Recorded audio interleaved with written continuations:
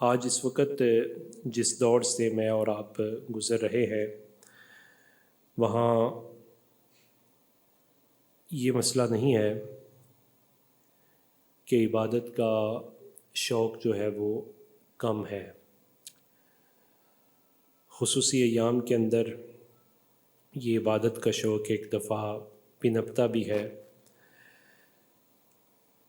جہاں عام روٹین میں کمی آتی ہے تو اس کا سبب یہی ہے کہ فہم عبادت بہت کمزور ہو چکا ہے۔ آج دین کی انٹرپریٹیشن میں اور اس کی ترجمانی میں ہم مختلف جہتوں سے انتشار کا شکار ہیں۔ ایسے وقت میں اگر ہمیں ڈائریکشن اچھی مل جائے اور ذہنی کنفیوژن وہ دور ہو جائے تو عبادت کا شوق وہ بڑھ جاتا ہے۔ ہمارے آقا مولا صلی اللہ علیہ وسلم اسی شوق کو بڑھانے کے لیے یہ دعا کیا کرتے تھے، اللہم بارک لنا فی رجب و شعبان و بلغنا فی رمضان، کہ اللہ رجب میں برکت عطا فرما، شعبان میں برکت عطا فرما اور ہمیں رمضان میں پہنچا۔ اس سے یہ بات بھی اخذ ہوتی ہے کہ نبی پاک صلی اللہ علیہ وسلم کی جو روٹین تھی عبادت کی وہ ان ایام میں بہت زیادہ ہوتی تھی، بندگی کی، رکوع و سجود کی، تلاوت قرآن کی، روزے کثرت کے ساتھ نبی پاک صلی اللہ علیہ وسلم رکھتے تھے۔ تو پتہ چلا کہ یہ عبادت کا شوق دلانے کے لیے بھی رسول اللہ صلی اللہ علیہ وسلم نے یہ دعا فرمائی۔ ہمارے آقا مولا صلی اللہ علیہ وسلم ایک جگہ ارشاد فرماتے ہیں، سنن نسائی ہے، ذالک شہر یغفل الناس عنہ بین رجب و رمضان، کہ یہ وہ مہینہ ہے جس سے لوگ غافل ہو جاتے ہیں، اور وہ مہینہ رجب اور رمضان کے درمیان آتا ہے۔ تو رجب اور رمضان کے درمیان کون سا مہینہ ہے؟ شعبان کا۔ تو عبادت سے غافل ہو جاتے ہیں، اس کا مطلب ہے حضور چاہتے ہیں کہ اس میں عبادت زیادہ ہونی چاہیے۔ شعبان ہمیں یہ سکھاتا ہے کہ جو عبادت ہے وہ سڈن نہیں ہوتی، اچانک رمضان آئے اور مسجد بڑھ جائے، سڈن نہیں ہے، رمضان جائے اور مسجد خالی ہو جائے، نہیں، بلکہ عبادت ایک تسلسل ہے، ایک دوام ہے۔ یہاں تک کہ عبادت کی پیک 5 گانا نماز ہے، اور نماز میں بھی جو مطالبہ ہے وہ ہے اقیم الصلاۃ، نماز کو قائم کرو، ایک اس کے اندر تسلسل تمہارا ہونا چاہیے۔ اسی طرح جو انسان کی عبادت کا الٹیمیٹ گول ہے وہ ہے اس کی روحانی بلیدگی۔ تو یہ جو روحانی بلیدگی ہوتی ہے وہ پریپریشن مانگتی ہے۔ اس روحانی بلیدگی کا پیک کا مہینہ ہے رمضان۔ تو رمضان میں سڈن آپ عبادت کی طرف آئیں گے تو ظاہر ہے وہ پیک پہ نہیں بندہ جا سکے گا۔ تو نبی پاک صلی اللہ علیہ وسلم نے شوق بڑھاتے ہوئے ذرا دیکھیں کہ ماہ شعبان میں نفل کو زیادہ کیا ہے، قرآن کی تلاوت کو زیادہ کیا ہے، ماہ شعبان میں نفلی روزوں کو زیادہ کر دیا ہے، تاکہ وہ جو ماہ رمضان میں انسان کو بالیدگی میسر آنی ہے اس کے لیے بندہ تیار ہو جائے۔ ماڈرن لینگویج میں اگر ہم بات کریں تو Shaban is not peak, it is the training phase. نبی پاک صلی اللہ علیہ وسلم نے اسے جو عبادات رمضان کے لیے تیاری کا مرحلہ قرار دیا ہے۔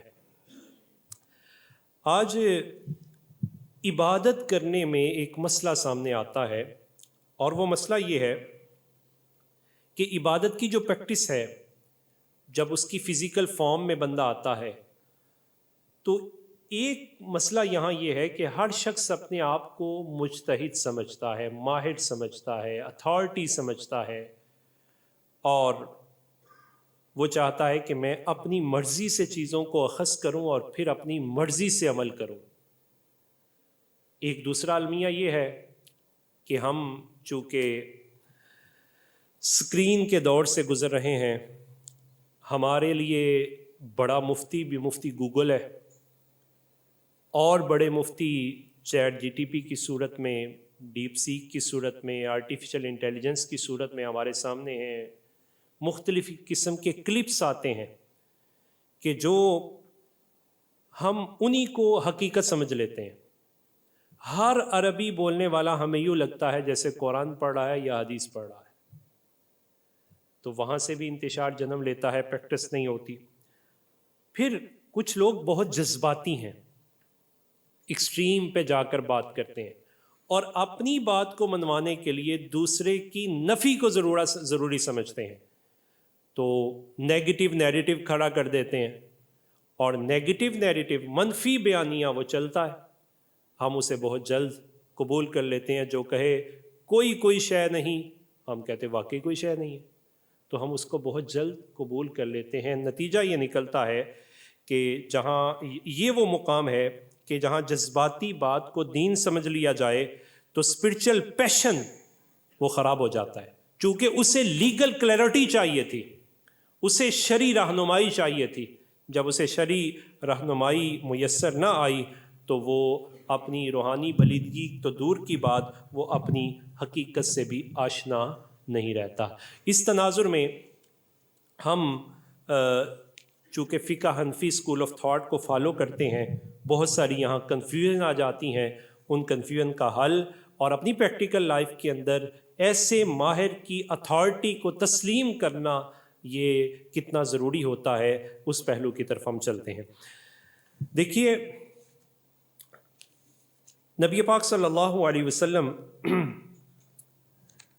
آپ جب مکہ پاک میں موجود تھے تو صحابہ کرام کی ایک جماعت 2 موقع پر مدینہ پاک سے آئی اور انہوں نے آ کے رسول اللہ صلی اللہ علیہ وسلم کے ہاتھ پر بیعت کی کہ حضور آپ مدینہ پاک میں تشریف لے آئیے. اسے بیعت عقبہ اولیٰ اور بیعت عقبہ ثانیہ سے تعبیر کیا جاتا ہے. بیعت عقبہ ثانیہ میں جو شخصیات آئیں ان میں سے ایک شخصیت تھی جناب معاذ بن جبل رضی اللہ تعالیٰ. یہ معاذ بن جبل رضی اللہ تعالیٰ عنہ رسول اللہ صلی اللہ علیہ وسلم کے ساتھ بیعت کرنے میں، دین کا پیغام پھیلانے میں وعدہ کر چکے ہیں. پھر رسول اللہ صلی اللہ علیہ وسلم مدینہ پاک میں تشریف لاتے ہیں. جب کریم آقا صلی اللہ علیہ وسلم یہاں تشریف لائے تو کچھ صحابہ ساتھ تھے جنہیں مہاجرین کہا جاتا ہے. ان مہاجرین میں سے ایک نام ہے جناب عبداللہ بن مسعود رضی اللہ تعالیٰ عنہ کا. نبی پاک صلی اللہ علیہ وسلم نے یہاں رشتہ اخوت قائم کیا، بھائی چارہ، اور اس بھائی چارے میں رسول اللہ صلی اللہ علیہ وسلم نے نفسیات کو سمجھا، مزاج کو پرکھا اور مزاج کے مطابق ایک کو دوسرے کا بھائی بنایا. ادھر سے عبداللہ بن مسعود تھے، یہاں جناب معاذ بن جبل رضی اللہ تعالیٰ عنہ تھے. تو نبی پاک صلی اللہ علیہ وسلم نے ان دونوں کو آپس میں بھائی بھائی قرار دے دیا. وجہ کیا تھی کہ یہ دونوں دین کا درد، دین کا ابلاغ اور جو ان کی تھنکنگ اپروچ تھی، ذہنی بلیدگی، وہ بہت زیادہ تھی. تو نبی پاک صلی اللہ علیہ وسلم نے ان کے اس مزاج کے مطابق ان دونوں کو بائی بائی قرار دیا. حضرت معاذ بن جبل رضی اللہ تعالیٰ عنہ کے بارے میں ہمارے آقا و مولا صلی اللہ علیہ وسلم فرماتے ہیں اعلم بالحلال والحرام معاذ بن جبل، کہ حلال اور حرام کو سب سے زیادہ جاننے والے وہ معاذ بن جبل ہے. حالانکہ صحابہ کرام سارے قرآن پاک پڑھتے، سارے رسول اللہ صلی اللہ علیہ وسلم کے فرامین سنتے، لیکن اتھارٹی جناب معاذ بن جبل رضی اللہ تعالی عنہ نے کو قرار دیا گیا. اور جس علم کے اندر حلال اور حرام کے مسائل کو بیان کیا جاتا ہے اس علم کو علم فقہ کہتے ہیں. فقہ، سمجھ بوجھ. نبی پاک صلی اللہ علیہ وسلم نے جناب معاذ بن جبل رضی اللہ تعالیٰ عنہ کو اس علم فقہ کا بڑا ماہر اور اتھارٹی قرار دیا. پھر یہی معاذ بن جبل رضی اللہ تعالیٰ عنہ اتنے ماہر تھے کہ رسول اللہ صلی اللہ علیہ وسلم نے فرمایا اگر قرآن سیکھنا چاہتے ہو نا تو میری امت کے ان 4 افراد سے قرآن سیکھو. ان میں سے ایک نام حضرت عبداللہ بن مسعود رضی اللہ تعالیٰ عنہ کا، ایک مولا ابی حذیفہ کا، جناب ابی بن کعب کا، اور چوتھے جناب معاذ بن جبل رضی اللہ تعالیٰ عنہ کا. اس کا یہ مطلب نہیں کہ باقی صحابہ کو قرآن آتا نہیں تھا، قرآن فہمی نہیں تھی. اس کا مطلب یہ ہے کہ قرآن مجید فرقان حمید کی سمجھ میں اتھارٹی ہے. پھر جناب معاذ بن جبل رضی اللہ تعالی عنہ رسول اللہ صلی اللہ علیہ وسلم جب کوئی خاص موقع آتا تو ان پر توجہات فرماتے. ایک موقع ایسا ہی آیا کہ یمن سے کچھ لوگ آئے اور انہوں نے کہا کہ ہمارے اوپر کسی حاکم کو مقرر کیجیے. تو نبی پاک صلی اللہ علیہ وسلم نے صحاب کو بلایا. صحاب میں نظر ٹھہری تو جناب معاذ بن جبل پر. جناب معاذ بن جبل کو کہا کہ آپ یمن میں جائیں گے اور یمن میں جا کے چونکہ آپ کے سینے کے اندر دین کے ابلاغ کا درد ہے تو آپ وہاں جا کے دین کی تشریحات کو پیش کریں گے. جناب معاذ رضی اللہ تعالیٰ عنہ نے اس بات کو قبول کیا. اب رسول اللہ صلی اللہ علیہ وسلم جب ان کو روانہ کرنے لگے تو آپ نے کیا ارشاد فرمایا؟ سنن ابی داود ہے، حدیث نمبر ہے 3592، جامع ترمذی ہے، حدیث نمبر 1327. فرمایا کیف تقضی اذا عرض لک قضاء. معاذ بن جبل جب تم وہاں جاؤ گے تو نت نئے مسائل آئیں گے لوگوں کے، تو وہاں تم نت نئے مسائل کا حل کیسے پیش کرو گے؟ کیف تقضی، فیصلہ کیسے کرو گے؟ تو جناب معاذ بن جبل رضی اللہ تعالیٰ نے عرض کی اقضی بکتاب اللہ، میں اللہ کی کتاب کے مطابق فیصلہ کروں گا. نبی پاک صلی اللہ علیہ وسلم نے فرمایا فَإِن لَمْ تَجِدْ فِي کتاب اللہ، اگر تم وہ مسئلہ کتاب اللہ میں نہ پاؤ. ذرا گہرائی سے سوچئے گا، آج ہر بندہ یہ کہتا ہے میرے لیے قرآن کافی ہے، میں خود اخذ کر لوں گا. جناب معاذ بن جبل کو رسول اللہ صلی اللہ علیہ وسلم کا یہ فرمانا کہ فَإِن لَمْ تَجِدْ، یہ نہیں کہ قرآن میں ہے نہیں، فرمایا تجھے نہ ملا تو پھر کیا کرے گا؟ انہوں نے عرض کی کہ فَبِسُنَّتِ رسول اللہ صلی اللہ علیہ وسلم، میں آپ کی سنت سے تلاش کر لوں گا. نبی پاک صلی اللہ علیہ وسلم نے پھر فرمایا فَإِن لَمْ تَجِدْ فِي سُنَّتِ رسول اللہ وَلَا فِي کتاب اللہ، یہ نہیں کہ سنت رسول میں ہوگا نہیں، فرمایا اگر تمہیں وہاں سے بھی نہ ملا، تمہاری اپروچ نہ ہوئی کتاب اللہ میں بھی نہ سنت رسول میں بھی نہ، تو پھر کیا کرو گے؟ انہوں نے عرض کی اجتہد برائیی ولا آلو، میں بغیر کسی کوتاہی کے اپنی اجتہاد، اپنی سینس پاور کو اور اپنی فکر کو اور اپنے اجتہاد کے مطابق اس مسئلے کا کوئی نہ کوئی حل نکالوں گا. نبی پاک صلی اللہ علیہ وسلم نے جب یہ بات سنی تو حضور اکرم صلی اللہ علیہ وسلم نے اپنا دست اقدس نکالا. فَضَرَبَ رسول اللہ صلی اللہ علیہ وسلم صدرہ، تو حضور علیہ السلام نے خوشی سے ان کے سینے پہ ہاتھ مبارک لگایا. یہ خوشی سے سینے سے. اب یہاں ذرا اس ہاتھ کو ذرا اور جگہ بھی دیکھیے. وہ ایک صحابی ہیں بہت پیارے سے، جن کی روایات حدیث سب سے زیادہ ہیں. بخاری ہو، مسلم ہو، ابو داؤد ہو، نسائی ہو، ترمذی ہو، ابن ماجہ ہو، سیاستہ میں سب سے زیادہ احادیث کے راوی ہیں. نام ہے ابو ہریرہ. وہ محدث ہیں، مجتہد نہیں. وہ بھی ایک دن نبی پاک صلی اللہ علیہ وسلم کی بارگاہ میں حاضر ہوئے اور آ کے انہوں نے بھی ایک مسئلہ پیش کیا. عرض کیا حضور انی اسمع منک حدیثا کثیرا، یہ الفاظ امام بخاری کے ہیں. انی اسمع منک حدیثا کثیرا، حضور میں آپ سے بہت حدیثیں سنتا ہوں تو انسا ہوں، لیکن بھول جاتا ہوں. حضور بھول جاتا ہوں. ہر مرض کی دوا بارگاہ رسالت مآب میں موجود ہے. عرض کرتے ہیں انسا ہوں. نبی علیہ السلام نے یہ نہیں فرمایا کہ جا کے کوئی معجون استعمال کر لو یا کوئی مطلب ایسی چیز لے لو کہ جس سے تمہارے نسیان کا مرض ختم ہو جائے. وہ جس تڑپ کے ساتھ آئے تھے نا، مصطفیٰ کریم نے کہا ابسط ردا کا، یہ چادر پہنی ہے اتار کے بچھانا ذرا. ایک میں ہے دامن پھیلا، دامن پھیلاؤ. نبی پاک صلی اللہ علیہ وسلم کے سامنے انہیں فوراً دامن پھیلا لیا. فبسطتہ، تو فرماتے ہیں کہ نبی پاک صلی اللہ علیہ وسلم نے پھر اپنے ہاتھ مبارک سے ایک چلو بڑا اور میرے دامن میں یوں ڈال دیا. اب کیا برا اور کیا ڈالا یہ حضور جانے یا ابو ہریرہ جانے، لیکن ایک بات انہوں نے کھول دی. کہتے ہیں پھر قال فغرف بیدیہ ثم قال دمہ، حضور نے یہ چلو ڈالا اور فرمایا اس کو اپنے سینے سے لگا لے. فرماتے میں نے لگایا فدممتہ فما نسیت شیئا بعدا، کہ پھر اس کے بعد سے آج تک میں کسی چیز کو بھولا نہیں ہوں. اچھا یہاں بہت خوبصورت پہلو ہے. یہ ہے محدث اور جناب معاذ بن جبل ہے مجتہد. ان کو بھی حضور نے اپنے ہاتھ کی خیراتی دی ہے اور ان کو بھی ہاتھ کی خیرات دی ہے، لیکن جب یہاں ہاتھ کی خیرات دی تو واسطہ ہے چادر کا یا دامن کا، اور وہاں ہاتھ کی خیرات دی تو سیدھا سینے پہ ہاتھ لگایا ہے. تو یہ نبی پاک صلی اللہ علیہ وسلم کا اس مجتہد کے اجتہاد کہ جو کسی فن میں ماہر ہونا چاہتا ہے اس کو موٹیویٹ فرمایا، اس کی تحسین فرمائی. جناب معاذ بن جبل رضی اللہ تعالیٰ عنہ کو ساتھ یہ ہاتھ سے اور ساتھ مصطفیٰ کریم علیہ الصلوۃ والسلام نے کیا فرمایا؟ وقال الحمد للہ الذی وفق رسول اللہ لما یرضی رسول اللہ. فرماتے ہیں کریم آقا، یا اللہ تیرا شکر ہے تو نے اپنے نبی کے قاصد سے وہ بات کہلوائی ہے جس کو سن کر تیرا پیغمبر خوش ہو گیا ہے. اب ذرا فوائد حدیث کی طرف آئیے. نبی پاک صلی اللہ علیہ وسلم نے جناب معاذ رضی اللہ تعالیٰ عنہ کو جب بھیجا تو ساتھ ہی یہ بتا دیا کہ لوگ آپ سے مسائل پوچھیں گے تو کیسے بتاؤ گے.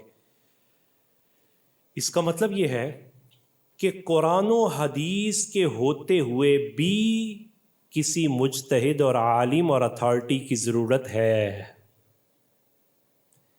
پھر وہ مجتہد جو ہے وہ نئے پیش آمدہ مسائل کو بیان کرے گا.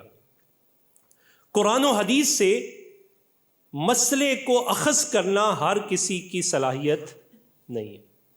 یہ اس دور کی بات ہے جس کے بارے میں مصطفیٰ کریم فرماتے خیر القرون قرنی ثم الذین یلونہم ثم الذین یلونہم، سب سے بہترین زمانہ میرا ہے، پھر اس کے بعد میرے زمانے سے جو جڑا ہے، پھر جو اس سے جڑا ہے. اس دور کی بات ہے. آج ایک بندہ کہتا ہے مجھے کسی کی ضرورت نہیں، میں خود اخذ کروں گا.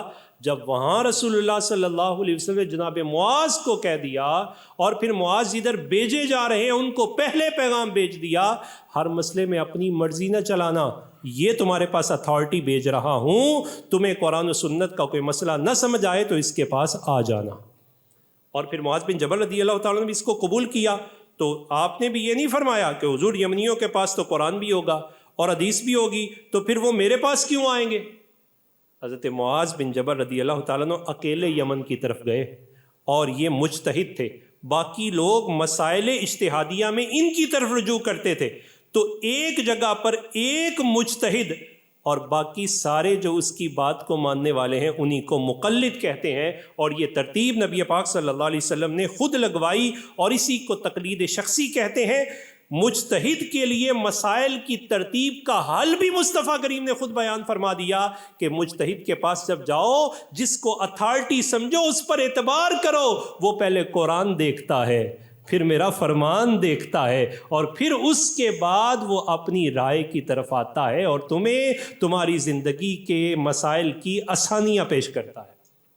ساتھ ہی یہاں یہ پہلو بھی پتہ چل گیا کہ وہ لوگ جو کہتے ہیں منکرین حدیث کہ ہمیں حدیث کی کوئی ضرورت نہیں، ہمارے لیے قرآن کافی ہے.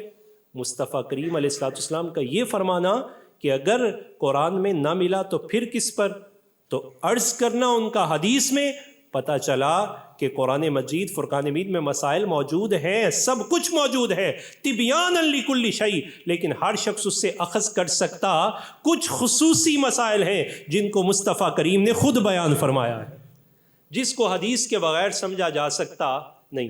پھر یہاں یہ بات بھی پتہ چل گئی کہ جو منکرین فقہ ہیں کہ عام زندگی سے متعلقہ جو مسائل ہیں ان کے لیے بھی جو بندہ قرآن و حدیث سے ڈائریکٹ مسئلہ اخذ نہیں کر سکتا، اسے چاہیے کہ جنہوں نے مسائل اخذ کر لیے ہوئے ہیں، جو اتھارٹی بن چکے ہیں، ان کی اتھارٹی کو قبول کر لے. یہ بات بھی پتہ چل گئی کہ اگر کوئی اپنی رائے سے مسائل کا استنباط کرتا ہے تو یہ استنباط کرنا معیوب یا معتوب نہیں، اس کو تو مصطفیٰ کریم کی تائید حاصل ہو گئی ہے.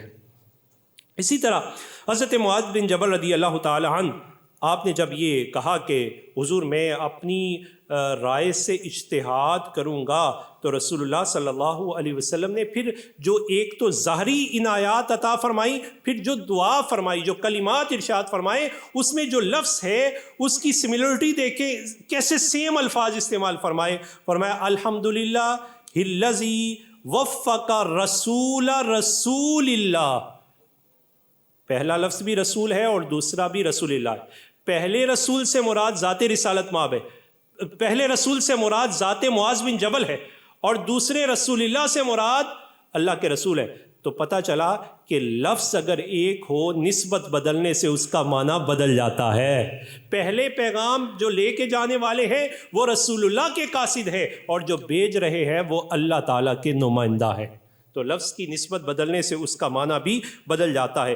حضرت معاذ بن جبل رضی اللہ تعالیٰ عنہ کہ اس منصب پر فائز ہونے کے بعد جناب عمر فاروق رضی اللہ تعالیٰ عنہ، حضرت امام ذہبی نے تذکرہ الحفاظ میں لکھا کہ جب جناب عمر رضی اللہ تعالیٰ عنہ کے پاس کوئی لوگ مسئلہ پوچھنے کے لیے آتے تو کثرت ہو گئی، تو آپ نے خطبہ کے دوران لوگوں کو خطاب کیا اور خطاب کر کے کہا من اراد ان یسأل عن الفقہ فلیاتی معاذ بن جبل، تم میں سے جو کوئی یہ چاہتا ہے کہ وہ فقہ کے بارے میں نئے آنے والے مسائل جو زمانے رسالت مآب میں سامنے نہیں آئے اب آ رہے ہیں ان کے بارے میں پوچھنا چاہتا ہے تو اسے چاہیے کہ وہ معاذ بن جبل سے پوچھ لیا کرے۔ آپ فرمایا کرتے تھے حضرت اسود بن یزید کا یہ قول اتانا معاذ بن جبل بالیمن معلما وامیرا فسألناه عن رجل توفی وترک ابنته واختہ فآت الابنة نصف والاخت نصف، کہ پھر لوگ اپنے پیچیدہ مسائل کے لیے جس کی طرف جاتے تھے وہ ایک ہی نام تھا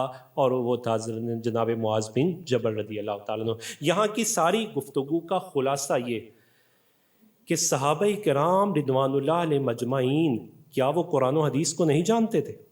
یقیناً ان سے بڑھ کر کوئی نہیں جانتا، لیکن اس کے باوجود بھی وہ فقہ کے مسئلہ میں تقلید کرتے ہیں تو معاذ بن جبل رضی اللہ تعالیٰ عنہ کی کرتے ہیں۔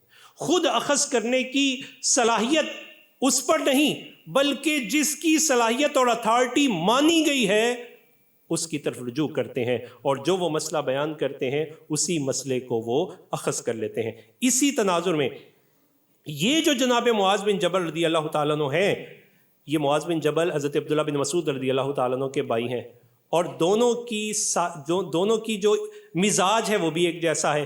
عبداللہ بن مسعود رضی اللہ تعالیٰ عنہ سے یہ فیضان پہنچتا ہے جناب علقمہ کی طرف، اور جناب علقمہ سے یہ فیضان پہنچتا ہے جناب ابراہیم نخعی کی طرف، اور جناب ابراہیم نخعی سے یہ فیضان پہنچتا ہے جناب حماد کی طرف، اور جناب حماد کے بعد پھر یہ سارا فیضان اور سارے مسائل اکٹھا کرنے کی توفیق جسے اللہ دیتا ہے اس کا نام امام اعظم ابو حنیفہ ہے۔ انہوں نے پھر وہ جتنے مسائل تھے ان تمام کو مربوط کر دیا، منظوم کر دیا، اور باقاعدہ ایک سکول آف تھاٹ جو ہے وہ نئے مسائل کے متعلقہ سامنے آیا جس کو فقہ حنفی کہتے ہیں۔ حضرت امام اعظم ابو حنیفہ یہاں بھی جو فیصلے کرتے یا چیزوں کو کمپائل کرتے تو اکیلے نہیں کرتے تھے، بلکہ 40 مجتہدین، 40 علماء سکہ لوگوں کی ایک شورا موجود تھی، نئے مسائل ان پر پیش کیے جاتے جن میں امام ابو یوسف، امام محمد اور امام ظفر موجود تھے، اور پھر وہاں جو سب کا اتفاق ہوتا اسی کے مطابق اصول کو مرتب کر دیا جاتا۔ ہمیں یہ سمجھنا ہے کہ آخر ہمیں تقلید کی ضرورت کیوں ہے۔ ہم اگر فالو کرتے ہیں کسی کو تو ایک ذہن میں کنفیوژن آ جاتا ہے کہ یہ تو بلائنڈ فالوئنگ ہے۔ یہ بلائنڈ فالوئنگ نہیں ہے، بلکہ کیا ہے، عام طور پر یہی سمجھا جاتا ہے کہ تقلید اندھی پیروی ہے۔ حقیقت یہ ہے کہ تقلید ماہر فن کی رہنمائی لینے کا نام ہے۔ کسی ماہر فن کے پاس، اب اس کو مثالوں سے سمجھیے کہ انسان بیمار ہوتا ہے اور بیماری کے علاج میڈیکل ساری کتابوں میں موجود ہے، تو کیا ہم میڈیکل کی کتابوں کو تلاش کرتے ہیں، اپنا علاج وہاں سے تلاش کرتے ہیں اور پھر علاج کرتے ہیں؟ ایسا ہرگز نہیں، بلکہ ہم جاتے ہیں ڈاکٹر کے پاس، اپنی فزیکل جو ڈیزیز ہے اس کا حل اس کی تجویز کردہ دوائی میں تلاش کرتے ہیں اور اس کو پھر ہم قبول کر لیتے ہیں۔ اسی طرح کوئی قانونی پیچیدگی آ جاتی ہے، قانون کی کتاب تو موجود ہے لیکن ہم اس قانون کی کتاب کو پڑھنا نہیں شروع کرتے، بلکہ ہم فوراً وکیل کی معاونت لے لیتے ہیں۔ آسان سی بات یہ ہے کہ جب قانون کی کتاب سے اپنی پیچیدگی خود دور نہیں کر سکتے، بیماری کی کتابوں سے اپنی بیماری کو خود دور نہیں کیا جا سکتا، تو کیا ہر بندہ یہ دعویٰ کر سکتا ہے کہ وہ اپنا مسئلہ خود قرآن و سنت سے خود اخذ کر لے گا؟ یہ کیسے ممکن ہو سکتا؟ قرآن و سنت کے لیے بھی کچھ اتھارٹیز ہیں، اور ان اتھارٹیز سے کیا کیا جاتا ہے؟ صرف رہنمائی لی جاتی ہے۔ وہ ایک بڑھیا خاتون کو کوئی مسئلہ پیش آیا تو وہ ایک حضرت کے پاس گئی اور جا کے کہنے لگی کہ مجھے اس مسئلے کا حل فقہ حنفی کی روشنی میں بتا دیجئے۔ تو انہوں نے کہا فقہ حنفی کی کیا ضرورت ہے، میں آپ کو قرآن و سنت سے نہ بتا دوں؟ تو وہ جلال میں آئیں، انہوں نے کہا کہ یہ 1000 سال کے بعد کیا تو قرآن و سنت زیادہ سمجھتا ہے جو امام اعظم ابو حنیفہ نے سمجھی ہے؟ آپ کا کیا خیال ہے کہ وہ جو مسئلہ بیان کریں گے وہ قرآن و سنت سے علیحدہ مسئلہ بیان کریں گے؟ آج جو مسئلہ آپ بتائیں گے میں اس پر عمل کروں گی، بہتر نہیں کہ میں اس مسئلے پر عمل کروں جنہوں نے صحابہ کی زیارت کی ہے، جن کے پاس ڈائریکٹ صحابہ کا علم پہنچا ہے، تاکہ مجھے کسی قسم کی غلطی سے میں محفوظ رہ سکوں۔ لہٰذا آج کی اس گفتگو کا خلاصہ میں آپ کے سامنے پیش کرنا چاہوں گا کہ اس وقت جو بنیادی مسائل ہمارے سامنے ہیں کہ ہم عمل سے اولاً دور ہیں، اور عمل سے دور ہونے کا ایک سبب کہ ہمارے پاس اس طرح علم بھی موجود نہیں ہے، اور پھر علم کے حصول کے لیے جو ہمارے سورسز ہیں اس کے اندر بھی کمیونیکیشن گیپ آ چکا ہے۔ ہم ہر چیز کو خود سے اخذ کرتے ہیں، اور پھر دو متضاد چیزیں اگر ہمارے سامنے آ جائیں تو ہم فکری انتشار کا شکار ہو کے کہتے ہیں اس سے بہتر ہے میں کس پہ عمل کروں۔ مثلاً ایک مسئلہ سن لیجئے، نبی پاک صلی اللہ یہ جدید مسائل میں آ جائیے کہ یہ آج جدید مسئلہ ہے کہ پروفیشنلزم ہو چکا ہے، مانگنے والے آ جاتے ہیں۔ اب یہاں دو موقف ہیں، قرآن مجید فرقان حمید کی طرف اگر جائے تو قرآن کہتا ہے فَأَمَّا السَّائِلَ فَلَا تَنْهَرْ، کہ جب فقیر سوال کرے تو پھر اس کو جھڑکو نہیں۔ دوسری طرف مسئلہ مصطفیٰ کریم علیہ السلام فرماتے ہیں کہ جب مسجد میں آ کر کوئی سوال کرے تو اسے روکو۔ اب یہ دو باہم تضاد آ گیا، ایک ہے اس کو روکنا اور ڈانٹنا نہیں ہے، اور دوسری طرف ہے کہ اس کو روکنا بھی ہے اور ڈانٹنا بھی ہے۔ جان دو عالم صلی اللہ علیہ وسلم فرماتے ہیں کہ جو شخص اس طرح سوال کرتا ہے تو اسے سختی سے روکا جائے۔ اپنی مسجدوں کو ان چیزوں سے محفوظ رکھنے کی کوشش کرو۔ اور دو چیزیں نبی پاک صلی اللہ علیہ وسلم نے فرمایا ان میں سے ایک وہ ہے کہ جس طرح بازاروں میں آوازیں لگا کے مانگا جاتا ہے کوئی مسجدوں میں آ کے مانگے۔ تو اب ہمارے لیے دونوں اطراف میں سے درمیانی راستہ کیسے نکلے گا؟ جب ہم کسی کو اتھارٹی مانیں گے۔ تو جب ہم نے کسی کو اتھارٹی مانا تو وہ اتھارٹی ہمیں بیان کرے گی کہ اس کے اصول و ضوابط کیا ہے، اس جدید مسئلے کا حل کیا ہے۔ ذرا دیکھیے اب یہ حل ہمارے علماء نے کیا دیا، فرمایا کہ کسے سوال حلال ہے اور کسے نہیں۔ پہلا، غیر مستحق شخص کے سوال کرنے اور اسے دینے کے بارے میں یہ پہلو ہمیشہ پیش نظر رہنا چاہیے۔ جس کے پاس بالفعل آج کے دن کا کھانا یا بالقوہ جیسے وہ تندرست ہے اور کمانے پر قادر ہے تو اسے کھانے کے لیے سوال حلال نہیں، اور اگر اس نے سوال کیا تو جو دے گا وہ گناہ گار ہوگا۔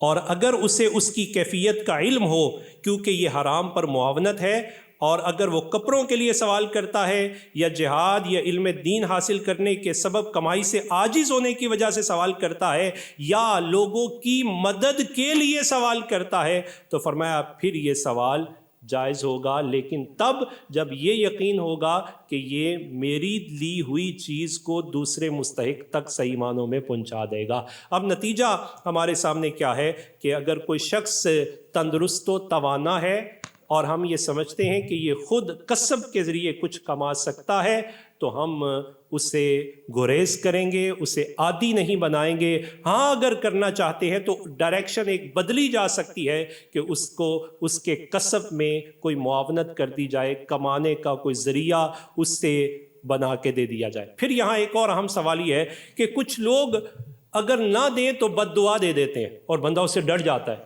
کہ کہیں اس نے کچھ کہہ دیا تو مجھے کچھ نہ ہو جائے۔ تو اس کا جواب بھی فقہا نے دیا کہ جو شخص بلا وجہ کسی کو بد دعا دیتا ہے وہ بد دعا اس پر پلٹ آتی ہے۔ لہٰذا اس طرح کے میسیجز بھی چل جاتے ہیں جو اس چیز کو آگے نہیں بھیجے گا اس کو ایسے ہو جائے گا، ایسا کچھ نہیں ہوگا۔ تو یہ جو نئے آمدہ مسائل تھے ان کے بارے میں اور ان کی بنیاد کے بارے میں آج ہم نے کچھ گفتگو کی۔ اللہ تعالیٰ اسے اپنی بارگاہ میں قبول فرمائے۔